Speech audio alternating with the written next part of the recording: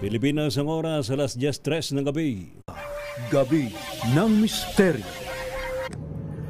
Shamanism, faith healers, albularyo, herbularyo, pati mga sinasabing mga manghihilot, mangtatawas, at iba pa na ito'y sa pangkalahatan. Kung bubuin po ninyo, ito'y isang tradisyonal na pamaraan ng mga manggagamot, mga sinaunang mga panahon na talagang pinagpasapasahan sa bawat henerasyon. Ito ba'y kaya ding mapag-aralang mabuti at mapag-aralan ng isang tao sa panahong ito? Sa kabila ng makabago na ang siyensya, makabago na ang medisina. Pero may mga karamdaman na talagang hindi kayang may paliwanag ng medisina. At dyan papasok itong mga albularyo, itong mga shaman, itong mga faith healer, mangtatawas at iba pa.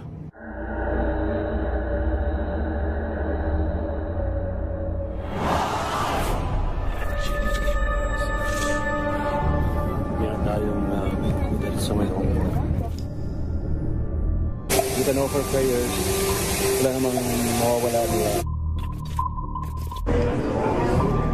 Flower. They also burn incense.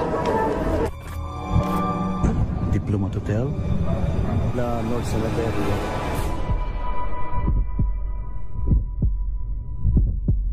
Certainly opened a portal to another dimension.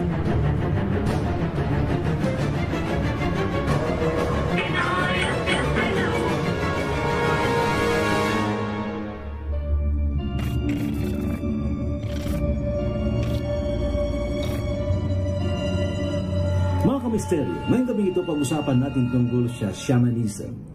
Mga shaman o yung mga mas kilala sa ating lengguwahe na albularyo o mga herbularyo. Ito po yung tradisyonal na pamaraan ng gamutan sa mga sakit na tumatama sa ating mga pambayan, maging sa ibang bansa. Ano ba ang taglay nilang kapangyarihan? Ito ba'y kayang mapag-aralan? Ito ba'y kayang matutuhan ng sinuman?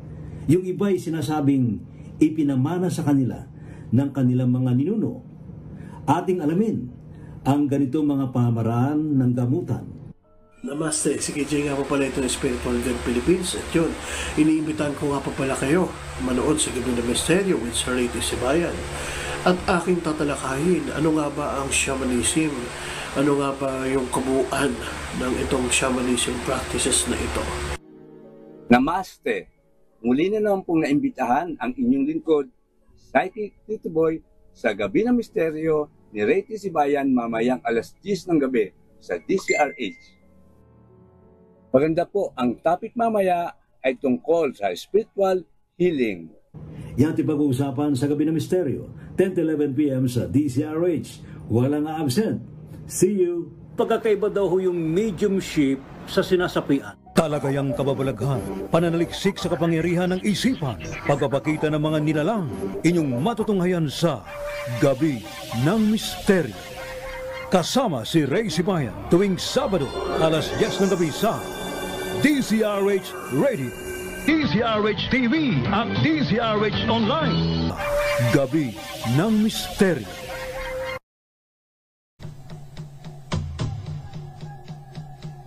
Magandang gabi po Luzon, Visayas, Mindanao. Isa pang edisyon mga kaibigan ng programang Gabi ng Misteryo. Hoy, ngayon po gabi ito mga kaibigan ng Sabado. Nako, ang bilis naman ng ating panahon, ano ha? But syempre ating pong pag-usapan ngayon po gabi ito mga kaibigan. Ito ay para naman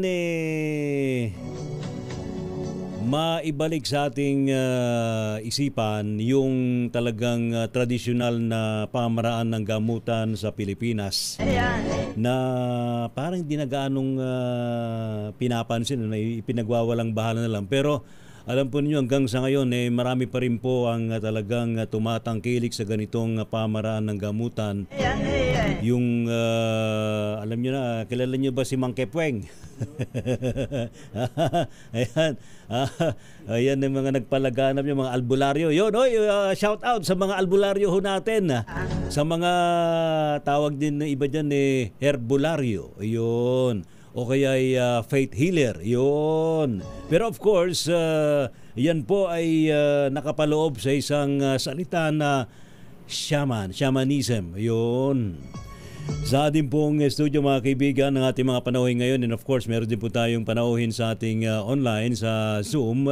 Ating batiin at atin ang papasukin sa ating programa ngayong gabing ito ang ating mga panauhin. Una muna si Brother J ng Spiritual Guide Philippines. Brother J, muli magandang gabi sa iyo. Welcome back sa ating program. Hello, magandang buhay po sa atin lahat at maraming salamat po muli sa imbitasyon at magandang topic po yung ating pag-usapan. Di ba? Siyempre, lalo na ngayon, uso ang sakit. Uso ang usog. Yan. Alright. Atin din pong i-welcome ang ating panauhin via Zoom. Si Tito Boy. Tito Boy, kumusta ka na? Welcome back sa ating program. Yun. At sa muli, nandito ulit ang inyong likod. Ayan. Kumusta ka na, Tito Boy? Okay naman po. Sobrang blessed po. This September, maraming parating mga blessing at biyaya po. Ay, talagang siguro, alam mo, totoo yan. Kasi, lalo na ngayon, umuulan-ulan. Umuulan-ulan sa labas. Ibig sabihin niya, tayo uulan din ng blessing, lalo na ngayon, bare months na. Di ba? Yes po, yes po. Ayan. Si Tito Boy ay paliliwanag din yan tungkol sa pamaraan niya ng gamutan. Yung pamaraan na kung saan ay gumagamit din ng mga, di ba gumagamit ka rin ng mga herbs, ganun ba yun? No. Saka mga hindi lang dasal. Herbs po, kundi nagbibigay din po ako ng suggestion kung ano yung mga dapat gamitin para sa kanilang mga kagalingan po. Yun, kasi nagpupunta ka ng Banahaw. I'm sure Yes po. Marami ka ring mga na-encounter dyan ng mga manggagamot, mga faith healers dyan sa bundok Banahaw. Babalikan kita. Yes po, brother. Babalikan kita, Tito Boy, And also, dumating din sa ating program, Ano bang ipapangalan ko rito, Brother J? Kung magpakilala rito. Kasi pabago-bago ito pangalan. Paiba-iba rin ang itsura. Paiba-iba rin ang itsura. Christos si Christos yan. Yun pa rin. Alright. Christos!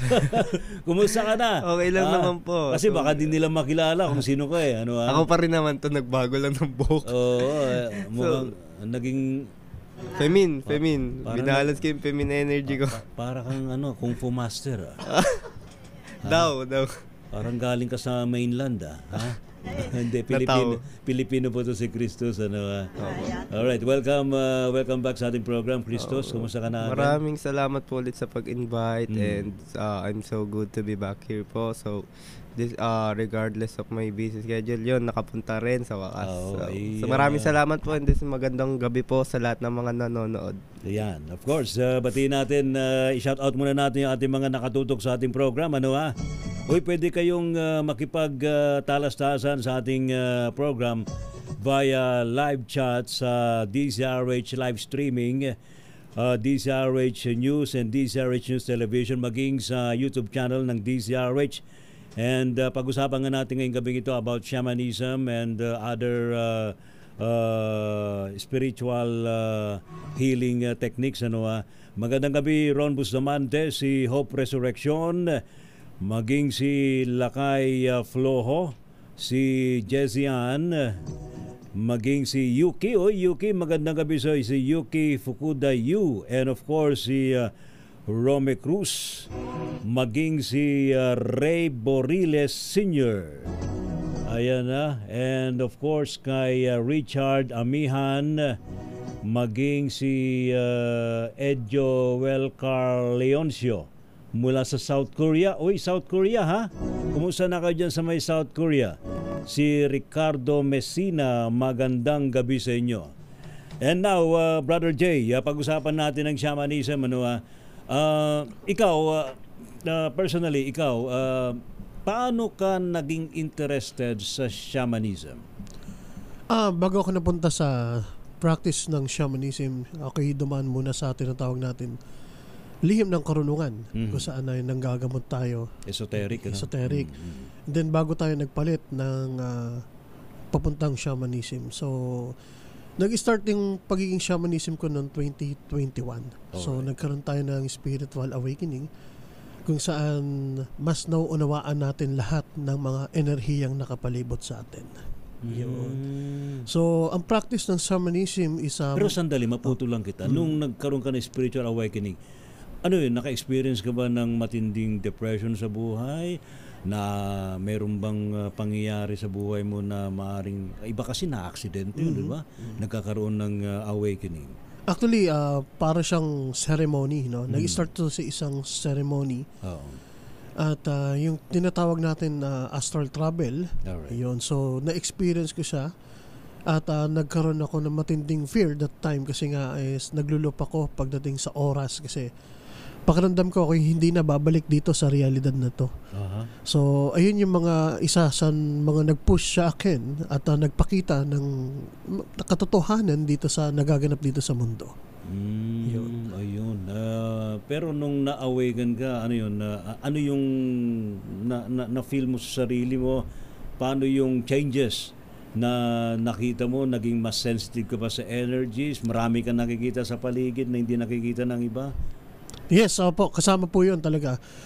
Yung spiritual awakening kasi, yung nagbago siya, nag-start sa akin. I mean, yung katapos na, nag-start siya sa akin. Nagkaroon ako ng parang katakot-takot ng mga yung mga visions na talagang tumatatak din sa mind ko. Yun. Grabe kasi parang nagkakaroon ako ng fear kung paano ko nga ba accept lahat ito. Parang biglang buhos kasi niya after ng awakening na yun. So, pinaprocess ko siya unti-unti, dahan-dahan, hanggang sa matutunan kong hawakan yung enerhiyang ibinibigay sa akin. Meron bang yogi or master na lumapit sa iyo? Meron po kaming... Siya mismo nagturo sa iyo nung gagawin? Yes, meron po kaming head shaman yung tawagin. So, hello kay Master Alex. Yun. So, ayun ang nag-guide po sa akin hanggang sa nagginto na ako sa practice na ito. At tinuloy ko kung ano yung mga nakita ko sa ceremony na yun kasi nakita ko yung past life ko, kung paano ako namatay. Yung multiple nakita ko yung mga... Multiple past life? Yes, multiple past life. No, nakita nagkaroon ka ng regression? Ganon siya. Alright. Nagkaroon ako ng ganon. And then nakita ko yung... Sabi ko, ganito lang pala mabuhay. Bakit pinahirapan ko yung sarili ko ng maraming panahon? So, yun. In-encourage ko na inumpisahan ko sa sarili ko hanggang in-encourage ko yung iba hanggang sa actually napagkamalan din akong baliw. Ayos lang yan. Pero kasi pag hindi nila maintindihan, sabihin sa iyo, wala yan. Bigla kasi nagkaroon ng taas ng shifting na kumbaga parang pakiramdam ko, parang hindi na si Nelson to. Parang iba na. So, hindi na siya si Nelson, siya si Brother Jay. Iba na, naging Brother Jay na. Yun, so iba na. Yun nga, nangyari sa akin noon. At yun, more on nature ang shamanism. Dito ko natutunan kung paano mag-hold ng energy, kung paano gawin ng tama kasi mayroon tayong gabay may nagsasalita sa atin na spirit guides. Yes, spirit guide natin na kailangan natin sundin, ganito gawin mo. Kailangan mo magtiwala sa kanya na para hindi ka ma-disalign sa ginagawa natin. Of course, sa shamanism, yung practice na ito is hindi rin siya madali. Talagang ang hirap. Kasi ego death, kung tawagin, kung familiar ka sa ego death. Ito yung tinatawag natin death and rebirth ng ego. Talagang binasag ako ng sobra. Down to earth ka. Yes, oo. And then, na-experience ko siya talagang hanggang sa maging pure na, dahan-dahan at inumpisahan ko sa sarili ko until now is nagkakaroon tayo ng mga bagong kaluluwa or estudyante po. Alright. And of course, mamaya tatanungin din natin sa ating bisita ngayon kung paano din siya naging na-convert sa practice ng shamanism, itong si Christos. Pero of course, atin mo nang balikan si Tito Boy. Tito Boy, muli magandang gabi sa iyo. Magandang gabi ulit sa lahat ng listener natin. At once again, nandito ulit ang inyong Psychic Tito Boy. Sa pangalawang pagkakataon, inibitahan ulit tayo. Ngayon po, medyo hihini ako ng konting dispensa sa aking pagpupronounce kasi yung aking smile makeover natapos nung nakaraan. Sa mga blessing po ito. It's okay. Binigyan ako ng magandang ngipin. Nagkaroon ka ng nadagdagan ng power mo niyan pag ganyan, ha? Power to bite and eat. Opo. All right, Tito Boy, ikaw personally, kailan ka ba nagsimula ng practice mo? Of course, sa healing practices mo and yung pagga-guide mo sa mga tao na gustong ma-awaken sa kanilang spiritual aspect, ano ba?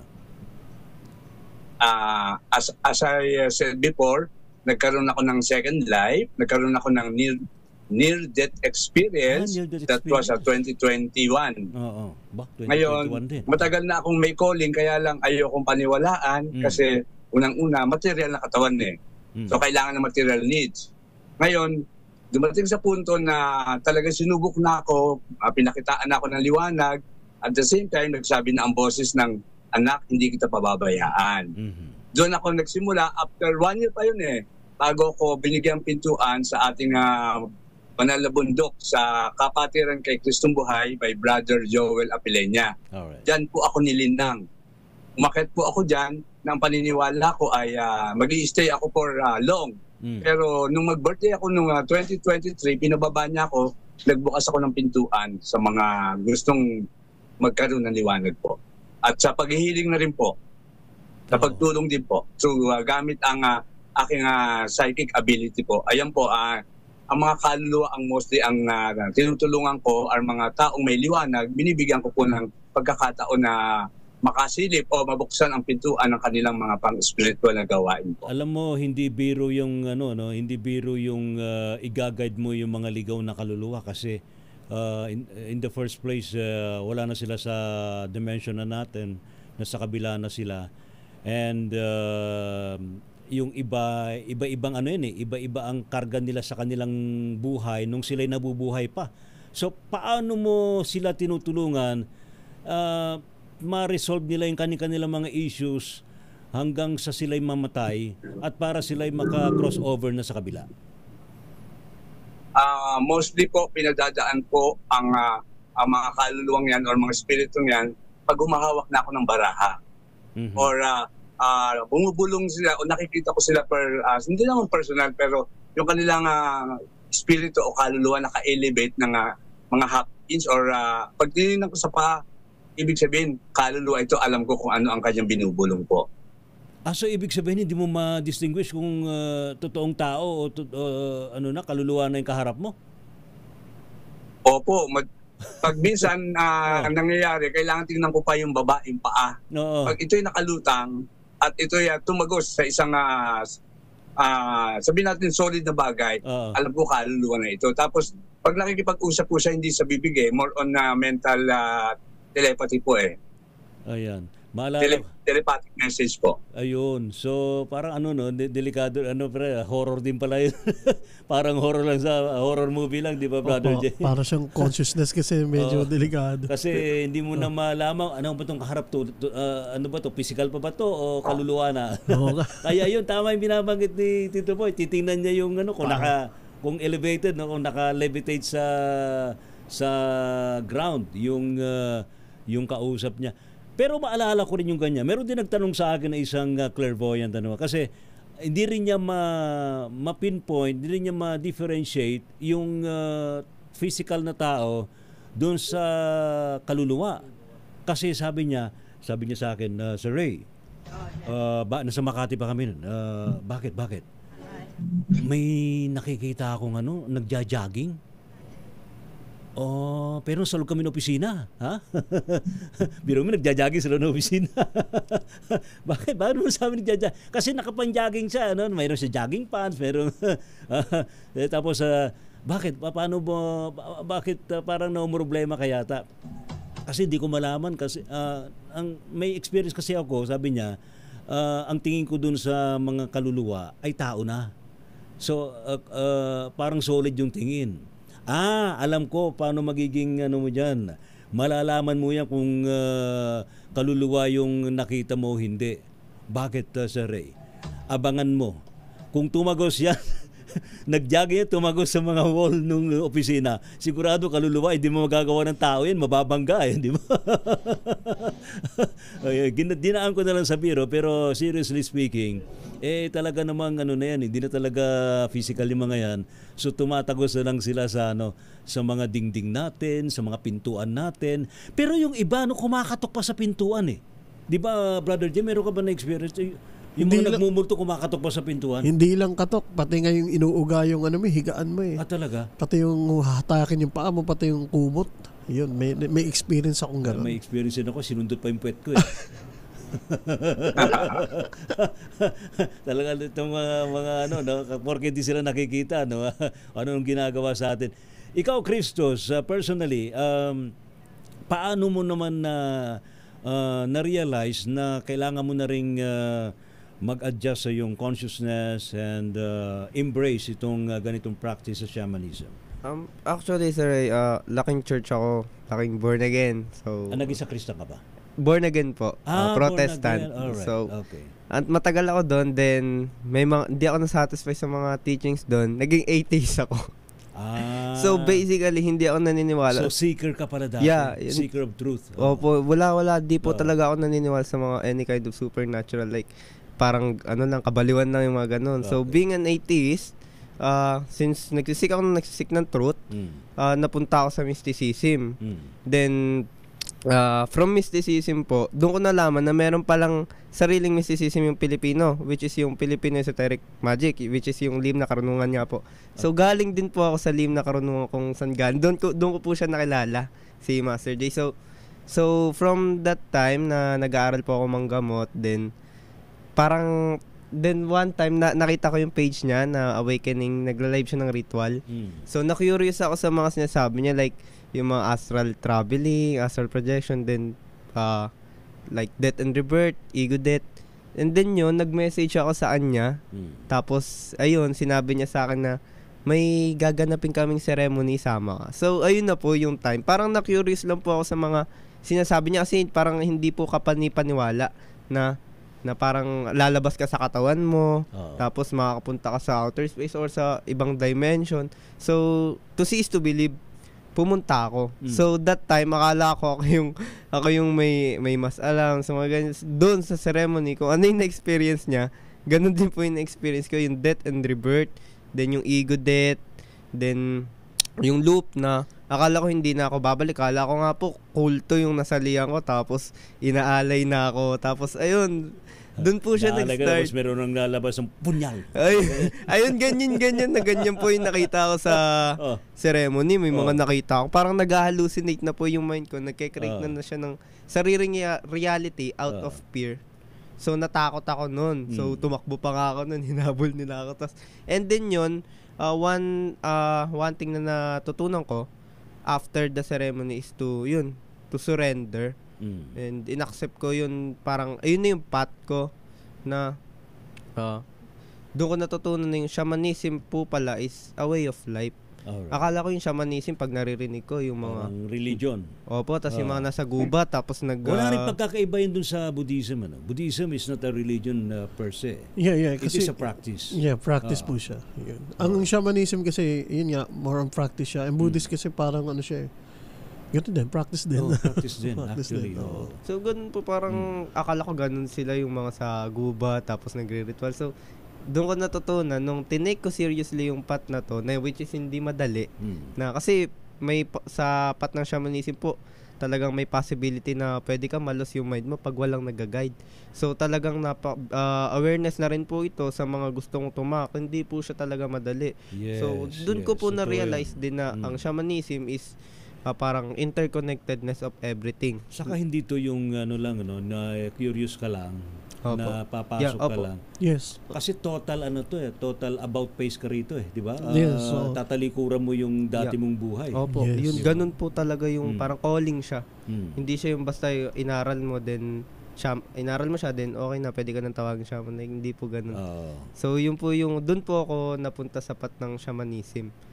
Alright. Mamaya mga kaibigan, habang umuusad ang ating pagtalakay, kasi yung ating pagtalakay nga po rito, yung paano nga ba ang ginagawa ng mga shaman, ng mga faith healers, ng mga spiritual healers na makapag-heal ng tao, and how to get rid of those sickness.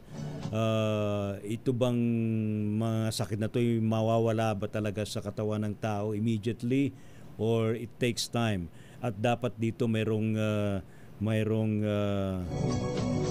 cooperation mismo nung may sakit Tito Boy, ikaw Tito Boy, yung spiritual awakening mo, kasama na dito yung spiritual healing na ginagawa mo, right?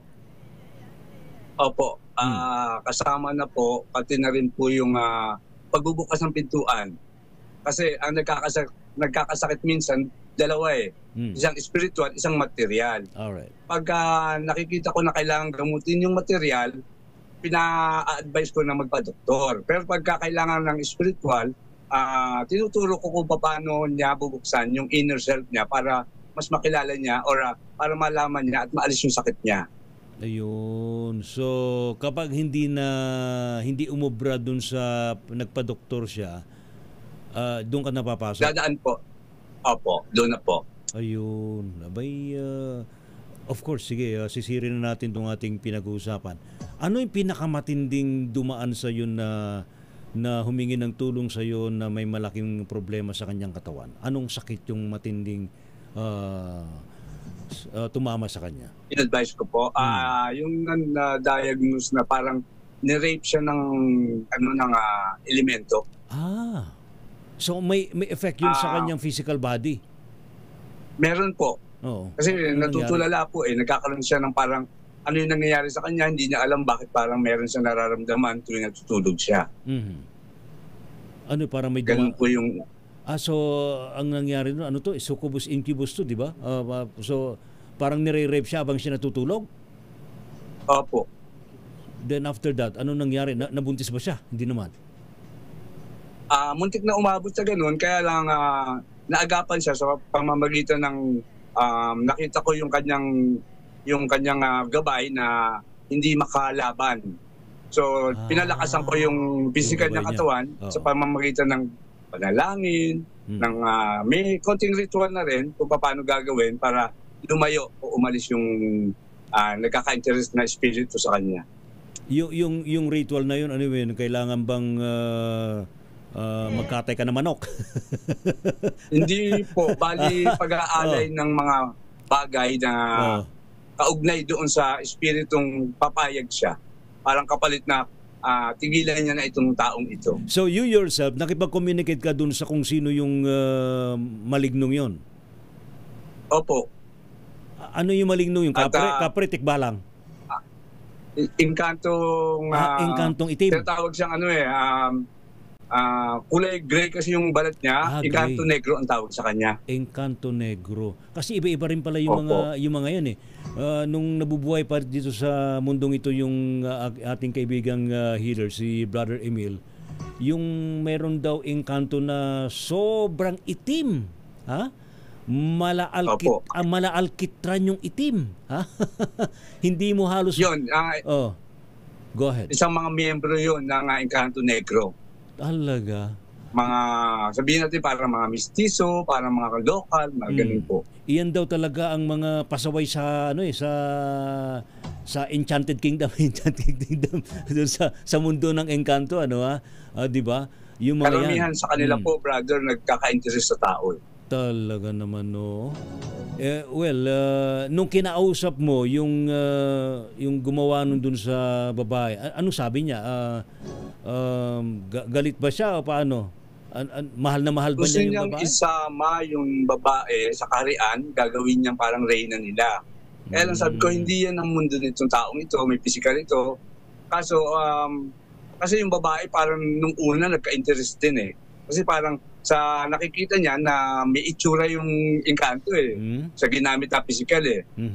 Hanggang sa nung nagpakita sa kanya ng totoo, doon siya nagkaroon ng parang humiwalay na ayaw niya na. Pinakita mo ba dun sa babae na ang totoong itsura ng engkanto? Napanaginipan niya din eh. Yung Kasi pinag-travel ko siya, nagre-ritual ako, nagta-travel siya. Nakita niya rin eh kung ano yung itsura talaga eh. Kasi ang itsura talaga ng engkanto talagang misisuhin. Akala mo sobrang mala Adonis yung itsura eh. 'Di ba? Yung pala yung sa physical nila, pero pagdating sa atin, iba. Nakakatakot itsura nila. Correct. Ayun. So, anong mga ilang araw mo ginamot o matagal ba yung gamutan? Umabot din siya ng 4 to 5 araw din kasi kailangan tatapatan mo ng kung ano yung pakikipag-usap na maayos talaga eh. Talaga, oo. Alam po ninyo mga kababayan, hindi biro tong yung mga spiritual healer natin, yung mga faith healers, kasi they deal with unseen beings eh. Di ba, Brother Jay? Kapag pumasok ka sa ganitong larangan, hindi ito biro. Yes, hindi po siya biro kasi yun nga, gaya ng sinabi ko, pwede kang malos, no? Kung mahina yung mind mo. Kasi yung pinaka-attack din nila karamihan is sa mind. Yun. So, yung mga doorway nito... Mind sa kanya emotion, di ba? Yes. Yun yung nakakatakot eh. Pag inattack ka na sa mind mo saka sa consciousness mo, is tatamaan din yung physical body mo. No? At yung mga doorway niyan, yun yung tinatawag natin anxiety, depression, at yung mga taong hindi nakaka-move on sa nakaraan. So, yun yung mga possible na nagiging doorway ng mga entities at para mag-connect sila into physical body. Kasi mga entities kasi gusto nila ma-experience yung human body. Correct. Kasi nga, exactly. gusto nila eh. Gusto nilang maramdaman yung reality. Pero, ayun nga, gusto nila talagang i-destroy yung mind ng tao para pasukin nila yung tao. Yan, nakakabukingan na yung gusto ng mga elemento. Kaya gusto nila makipagniig sa mga tao para daw ma-experience sila yung pagiging tao. Kasi mostly sa kanila, naiinggit daw sa tao. Ano ba yung kinainggit nyo sa tao? Yung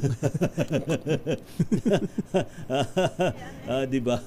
Iba nga gustong-gusto raw may mga duwende rin daw na kaya gusto nila mag-stay dun sa bahay ng tao para ma-experience sila yung magdudut-dut ng mga gadget. Di ba? Manood ng TV. Di ba? Sumama sa mga party dito, party doon, di ba? Hindi alam ng tao yun, meron pa lang silang kasama mga elemento, mga duwende. Nakikiparty rin. Nakikiparty rin. Parang, I think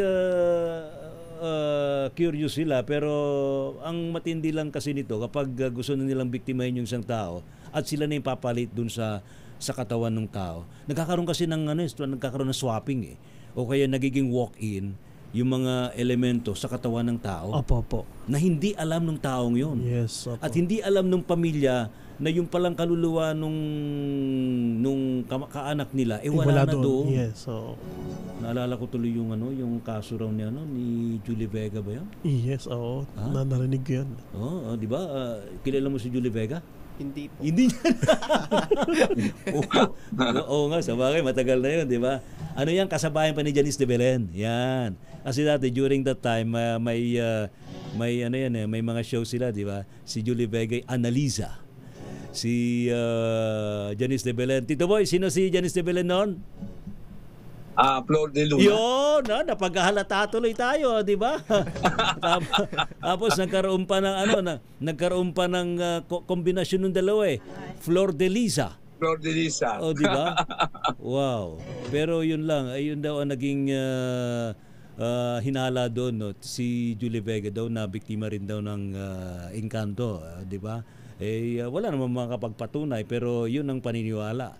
Kaya siya ang bata-bata ng siyang sumakabilang buhay, Tito Boy, di ba? Idol na idol. 17. No, idol na idol pa naman. Ang ano yata niya, nagsimula yan yata yun sa isang shooting nila sa somewhere ba? Sa Bulacan? O sa Rizal? San Miguel, Bulacan. San Miguel. Kabisadong Tito. Ano yung nakuha mong istorya dito sa buhay ni Julie Vega noon? Kasi yung lugar na yon, San Miguel, Bulacan, napunta kami doon dapat para mag-shooting. Alright. Doon sa bahay na rin na yon. Ngayon, noong time na yon, active na rin yung mata ko pero hindi ako active sa spiritual. Okay. Nakakita ko pero ayoko sabihin sa mga kasama ko hanggang sa dumating na hindi natuloy yung pelikula. Kasama ka ba doon sa shooting noon? Behind the scene kasi ako dati nag-work ako sa Regal Films. Regal Boy pala to, si Tito Boy. Di wala tayong kaalam-alam. Opo, bago ako naglikod ng ganito, nagtrabaho muna ako sa entertainment talaga po. So, ano nangyari dun kay Julie Vega during that time? Nawalan ba siya ng malay? Nagkasakit ba siya? Ang na-notice ko kasi dinaan sa sakit eh. Oo. Unti-unti humina yung physical ng katawan. And such time na nag-shooting yata sila, na umaatake na yung sinasabing kumukuha sa kanya. Ano, engkanto rin? Maaari kasi mayroon doon isang kuweba doon sa San Miguel, Bulacan na hindi mapasok ng mga tao kasi marami daw ang laman sa loob. Maraming mga engkanto na ang sabi nila marami daw kinuha yun pero hindi raw mapasok yung kuweba na yun. Hindi mo ba tinangkang pasukin yun? Siguro pagka may pagkakataon at pabalikin ako sa San Miguel, Bulacan at bigyan ng pagmimisyon doon, pwede kong silipin ulit yun. Hindi ka ba natatakot na makasalamuhan mo yung mga engkanto doon? Nawala na po yung takot ko mula nung bumalik na ako sa ganito eh. Normal na nga lang sa akin yung nakikita ko. Kaya lang, minsan bumubulaga din sila. Ang nangyayari, sinasabihan ko na lang na, uy, wag kayo nang gugulat. Pero definitely, lang. Pero ito in fairness naman talaga sa mundo nila, actually, meron naman talaga silang batas. Kaya lang yung mga ibang mga parang tao rin yung mga yan eh. Meron din sila sa kanilang hanay ang kriminal. Meron din sa kanilang hanay ang mga balasubhas na sumusuway sa kanilang batas, 'di ba? Tito Boy, kasi ang alam ko diyan meron din silang sariling gobyerno eh. Meron din silang hierarchy. Parang tinatawag din sa atin yan na as above, so below. Yes. Kaya may ganun din sila. Oo, saka meron silang dapat na sinusunod na batas. Ayun. Alright. Meron po, kaya lang may mga matitigas ang ulo talaga na lumalabag. Parang tayo rin na kaya lang nasa ibang dimension talaga sila. Ayun. Alright, ito may tanong dito, Brother Jay, si Emperor Memes, sabi niya, paano po nasa swap ng evil entity yung kaluluwa? Di ba meron daw cord ang kaluluwa na mabilis nakababalik pag astral projection pag magigising ka na? How do you answer to that question? Yung question mo is about to sa tinatawag natin vibration. Na pag bumaba yung vibration ng tao or yung frequency ng tao is bababa siya. Ngayon yung entity, kung mas mataas pa sa sayo, pwede siyang pumasok sa katawan mo. Yun, para makuha niyo yun. Kaya nagkakaroon ng mga sanib na tawag or mga possession. So, kaya napaka-importante ng mga pundasyon yung mga panalangin, yung tiwala, at yung mga meditations, para mas umangat yung frequency natin ng vibrations. So, ayun yung kailangan ng tao para hindi ito agad-agad pasukin. Yun yung about sa tanong yun nga, nagkakaroon ng low vibration or low frequency hanggang sa pasukin siya ng mga entities na yun. Ito ba'y pwede rin bang ma-apply to sa astral projection? Pwede po. Na kailangan i-maintain mo yung high frequency, high vibration. Opo. Pero I think yung binabanggit dun sa sinasabi nagkakaroon ng walk-in,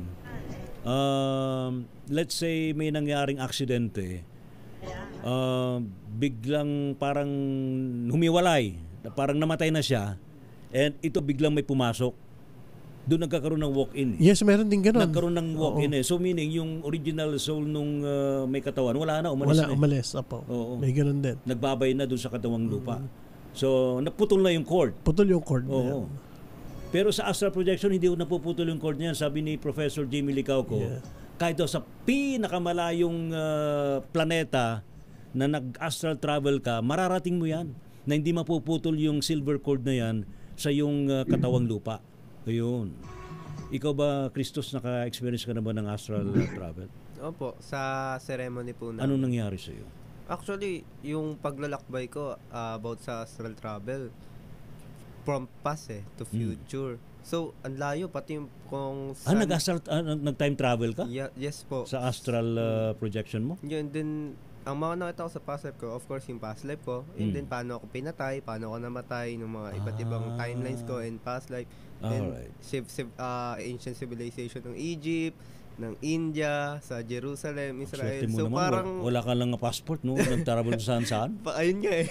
So, totoo po yung silver cord na kahit gaano nakita mo ba yun during astral travel, yung silver cord na yan? Actually, hindi bibihira daw yung makita Hindi po. Hindi ko po siya, totally hindi ko po talaga siya nakita. Kasi parang nangyari po sa akin sa astral traveling is parang nanonood sa sine. So, parang nandun po ako sa loob ng sine. Tapos napapanood ko yung mga nangyari nung nakaraan. Then, dun ko po nakuha yung ibang mga wisdom ko na na-apply ko ngayon, then na-share ko sa iba. So, hindi ko po siya galing sa libro. Galing po siya sa by my experience, astral world, astral realm. So, doon po siya. Alam mo ako, mayroon ako i-share dyan eh. Nag-share na tayo dito. Ano? Wala naman nakikinig, wala naman nanonood, di ba? tayo lang naman nakakaalam nito, di ba? Maalala ko yan, himbing na himbing ako galing sa trabaho noon, during Makati Days po ng DCRH yan, abay, siyempre, bigla akong nakatulog. Ang sarap ng tulog, di ba? Abay, bigla akong nagising. Nabigla ako, sabi ko, nasaan ba ako? Nasa gitna ako nung kalye namin. Sa labas ng bahay. Sandali, ang alam ko, natutulog ako. Ba't ako nandito, di ba? Aba, ito, exciting dito, Tito Boy, Brother Jay and Christos. Wala naman nakikinig, wala naman nanonood sa atin, sekreto naman to eh. Di ba? Abay, sinamantala ko yung chance na yon, yung kasi ang sabi ni Professor Jimmy Licauco, it is hard to stay longer outside of your body during astral travel, kasi anytime na maka-experience, makaramdam ka ng takot, hihilahin ka ng katawang lupa mo eh. Yung para ka nahuhulog sa bangin. Di ba? Ganun, Brother Jay? Opo, tama po yun. Mabilis yun eh. Boom! Hihilahin ka agad. Boom! Panis. Ganun nangyayari, di ba? Abay, in-experience ko yun. Abay, para ka palang multo sa kabila kapag naka-astral ka. Nakalutang ka rin pala, Tito Boy. Abay, hindi ko maiyapak yung paa ko sa lupa. Sabi ko, ano ba to? Parang kaluluwa na pala ako nito. Sabi ko, abay, talagang bumalik ako dun sa loob ng bahay namin. Hinakbang ko talaga yung hagdan. Pag apak ko dun sa hagdan, abay, para akong, alam mo yung paghahakbang, gumaganong-ganong ka lang. Lumulutang ka lang. Multong-multo ang peg mo doon. Parang mala interstellar, no? Parang mala interstellar. Parang gano'n, di ba? Yun, hanggang sa makabalik na ako dun sa aking natutulog na katawan na ang sarap-sarap ng tulog. Makikita mo talaga yung katawan mo eh. Di ba? Na nakahiga o kaya kung nakatulog ka sa isang sofa na nakaupo ka, makikita mo yun. Ikaw ba, Tito Boy, naka-experience ka na ba ng gano'n? Nakita mo yung katawan mo? Madalas po, lalo nitong pagka may mga mensaheng pinararating sa akin, yun, lumalabas ako ng katawan ko, tapos pagbalik, kailangan kung ano yung higa, yung posisyon, yung pa rin na ibabalik. Ganun po. Kasi minsan, para kung bumabaliktad ang kala ko yung ulo ko nasa may paanan na, para pakiramdam mo pag-ising mo ba't parang baliktad yung pagkakahiga? Totoo yan. I don't know, si Brother Jay kung meron. Sabi ko sa, may tayo na nagising ako na, gumala ka na naman. May mga gumala ka na. Tapos sa iba-ibang, nakakausap ko, mayroon ba, may parang may mga frequencies, may mga ganun ako naririnig. Totoo yun. Yung crackling sound. May ganun. There is a crackling sound. Lalo pag mag-exit ka sa katawan mo. Ito pa yung may crackling sound yun. May experience pa ako, may nag-hymn. Naalala ko, alam mo mga angelic hymn na yes. Kinakanta ka para lumabas ka. Ganun yung experience. Pero natakot ako nung una. Ano to? Baka good ba to or bad ba to? Yung may maganon agad sa mind ko eh. And then, habang tumatagal is parang napapasarap ako. At yun, nawawala yung fear ko. Pero alam mo, merong ano yan eh. Speaking of fear, yun ang isang fear ko rin. Kasi meron kasi tayo, automatically, meron tayong fear of death. Yun yung fear na mamamatay ka. Yes, opo. Kasi yun yan eh. Ano nangyari noon, sabi ko nga dun sa mga guides ko, kung gusto nyong mag-astral travel ako, wag nyo na experience sa akin na yung nag-exit ako sa katawan. Kasi meron kang fear of death na sa halip na makalabas ka, babalik ka na lang sa katawan mo. Di ba, Christos? Naranasan mo yun? Minsan, may takot po. May takot, yes. Totoo yun. Hihilahin ka talaga ng katawang lupa mo eh. Saan naman po? Hindi ka makapag-astral eh. Saan naman po, minsan iba yung takot ko. Kasi minsan pagka natutulog ako din, pag nag-astral travel ako, napupunta ako sa iba't ibang timelines ko, different timelines. Then, na-attach yung emotion ko dun sa reality na yun. So minsan pagkababalik pag nagigising ako, hindi ko alam bakit nandun ako sa bahay namin. Yes. Hindi ko alam sino ako, ba't ako nandun. Yun yung minsan na parang, ay oo nga pala, pag nakita ko na yung mga gamit ko, mga amulets, ay oo nga pala, ako pala si Christian. Then, kumbaga na-realize ko na galing ako na naman sa ibang timelines, different realities. Yun yung minsan kinakatakot ko rin. Parang pelikula lang. Totoo yan. Actually, na-experience ko rin yan eh. May time na pag missing ako, parang, asan ako? Hindi ako familiar sa lugar. Nadidisorient ka. Oo, nadidisorient yung mind ko. Tapos parang hindi ko kilala yung mga tao. And then after mga 5 minutes ay bumabalik na agad yung memory. Okay, speaking of astral travel and astral projection, meron bang time na nagkaroon ka ng healing, hinil mo yung isang entity in the astral reality? Yes, ako meron may experience yung ginamot mo siya doon sa realidad na yun. Brother Jay. Yeah, may experience ako doon na parang hinawakan ko yung babae na hinihil ko siya na pinataligid, sabi ko taligod yan, then ginaganon ko siya patal. Pero hindi nakadikit nakaganto lang. Oo. So habang ginaganon ko siya. So nasa labas siya ng katawan niya? Yes. Nung hinihil mo siya? Hinihil ko siya.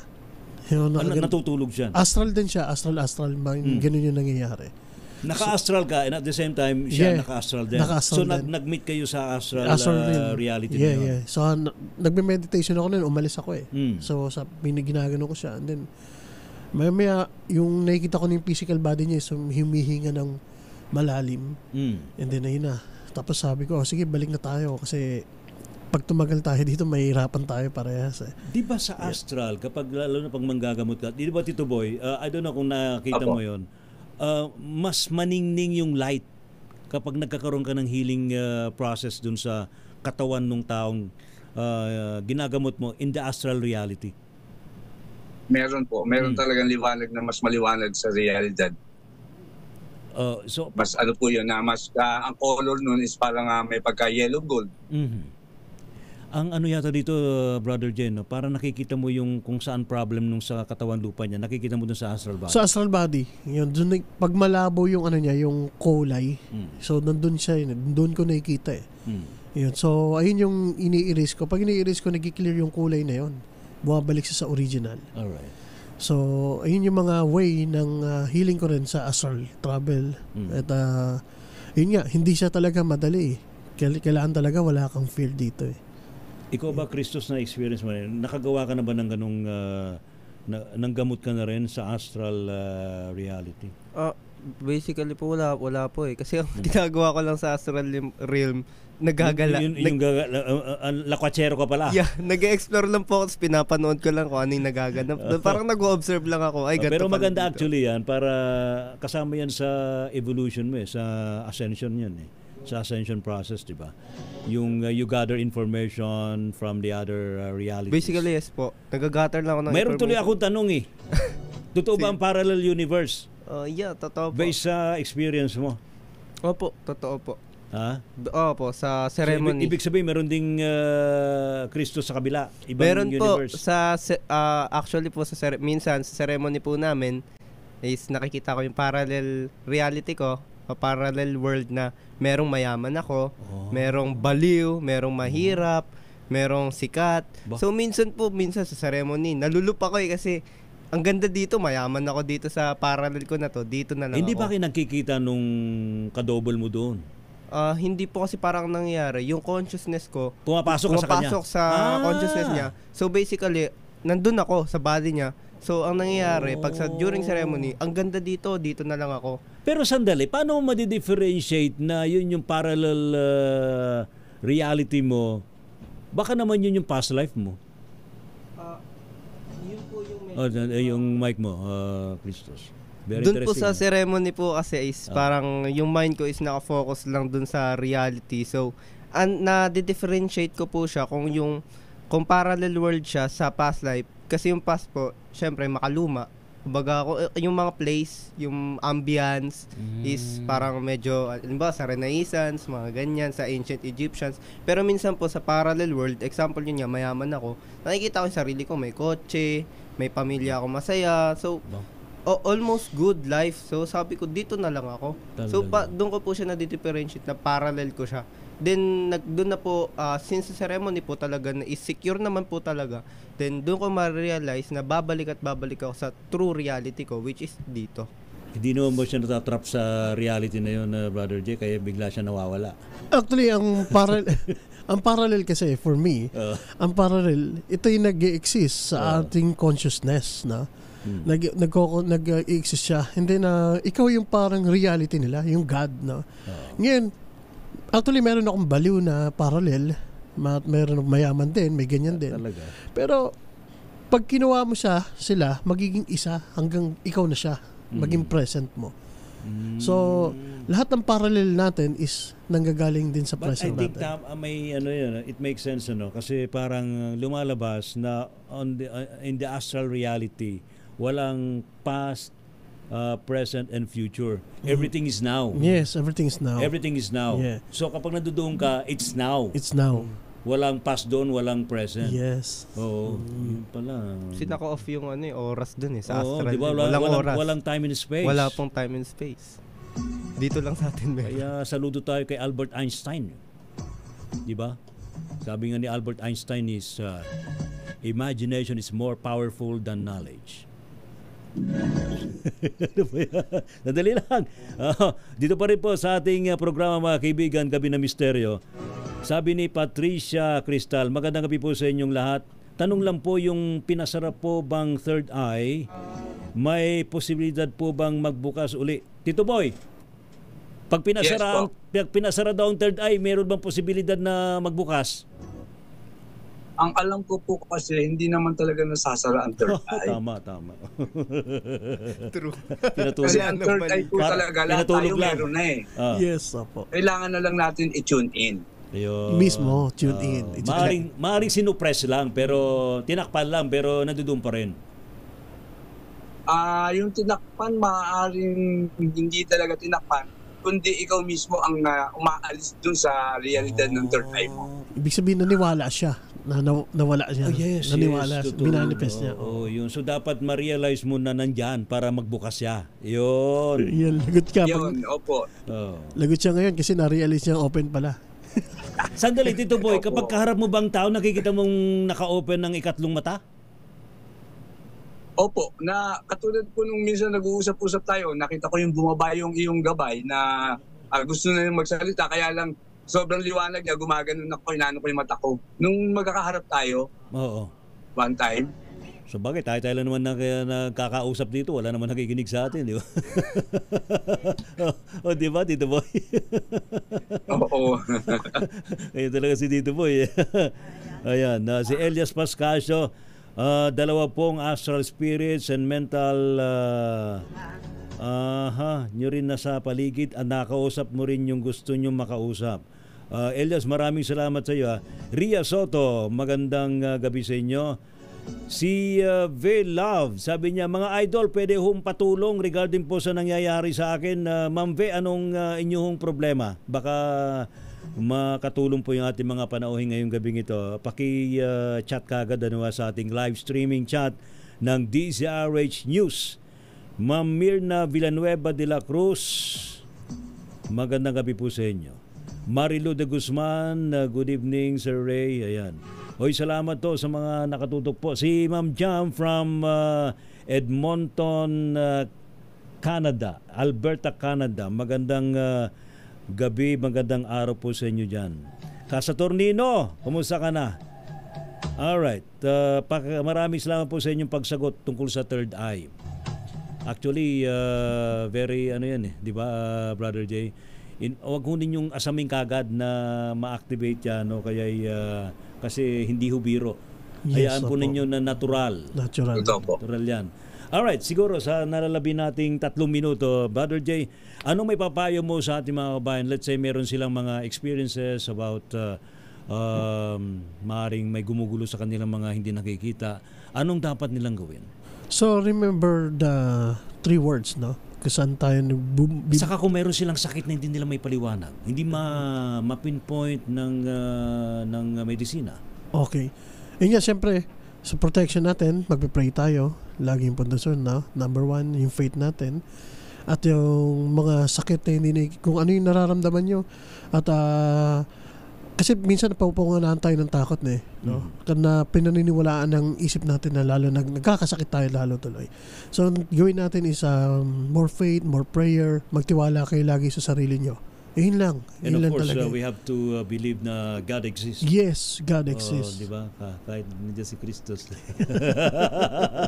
Pero I think, paano mo na-realize na yung mga paniniwala mo dati ay nagbago na? Christos. Ano po, based on my experience pa rin. Correct. Experience po kasi talaga, 'di ba? Nasabi ko nga 80s nga po ako, not until I experience supernatural. Lumapit ka raw sa mic mo para ganito. Ayun po, 'di ba, before I was an atheist, so I am not really interested and I do not believe in this kind of supernatural. Not until I experience. So dun po siya nag-shift. So basically yun nga rin po, kung papasok ulit sa shamanism is all about experience. Yun. Alright. Salamat, Christos. Tito Boy, ikaw, ano advice mo sa ating mga kababayan? Ang advice ko lang po ay palaging manalangin, i-clear ang mind, katulad ng sinabi ni Sir Jay Ilinon na kailangan talagang clear ang mind, then samahan ng malakas sa faith. Alisin yung mga negativity. And always do good. Yes po, as a merit po. Oo, tama yun. Kasi alam mo ba niya, pag gumawa raw tayo ng kabutihan, nag-i-score daw si St. Peter. Gumawa siya ng kabutihan. Yes! Gumawa ng kabutihan. Di ba, dumadami yung score mo, di ba? May plus points ka sa langit. Ngayon, kapag nakagawa ka ng isang masama, burado lahat yun. Minus points. Burado lahat yun. Sayang. Balik umpisa. Alright, Tito Boy, saan ka pwede ma-contact for any question o kaya gusto nilang humingi ng tulong sa iyo? Ayun po, palagi ko po kayong ini-invite sa Pahina ng Misteryo sa aking every Tuesday na Hula at Hiwaga. I-message nyo lang po ako sa Pahina ng Misteryo, Psychic Tito Boy, at maraming salamat po sa pag-i-invite mo muli. Thank you, Tito Boy. Anytime. Malaking bagay ang ganitong technology na nagkikita-kita tayo kahit man lang sa malayo. Yes. Maraming salamat, Tito Boy. And of course, Christos, muli maraming salamat sa iyo. Saan ka raw pwedeng i-follow? Sa Facebook ko lang po, Chichan. Ano pangalan? Chichan po. Chichan. Yeah. Ni hao? Chichan. That's my nickname po kasi pinaikli sa Christian. So naging Chichan. Chichan. So kung may mga tanong din po sila sa page po ni Master J. Spiritual Guide Philippines, Brother J. Pwede po sila maki-join sa group ninyo? Oo naman po, everyone is welcome po sa atin, no. So yun yung mga main goal natin is matulungan ng humanity na mabuksan hanggat nga purpose kasi natin is para ma-clear lahat ng mga blockages at ma-open ito. Alright. Maraming salamat, Brother Salamat Jay. po, Master. Thank you so much. And of course, tama ho yung binabanggit po ng ating mga panauhin ngayong gabing ito, mga kaibigan. Of course, galing din kay Christos. Kunin ko na rin po yun. Hindi ho ninyo paniniwalaan ang na-experience namin, nila, at ng iba pa kung hindi po ninyo na-experience. Ayan. Pero magtiwala po tayo na mayroon pong poong lumikha. Ayan. Salamat po. Anyo pa rin pong lingkod, mga kaibigan, si Ray Sibayan. Sa ilang saglit ho ang programang Gabi ng Bading ni Miss Molia Linyo. Pilipinas ang oras, 11:01 ng gabi. Kauna-unahan sa Pilipinas. Manila Broadcasting Company. DZRH, a proud member of MBC Media Group.